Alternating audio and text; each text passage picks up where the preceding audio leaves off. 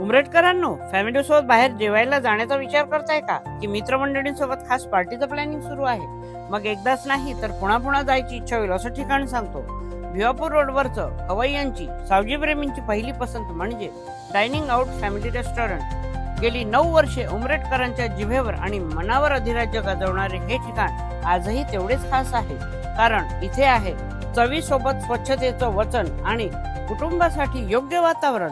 शुद्ध शाकाहारी थाळी असो वा गावरान चिकन मटण, अनुभवी स्वयंपाक्यांच्या हातून तयार होणारे लज्जतदार पदार्थ जेवण नव्हे एक अनुभव बनून जातात.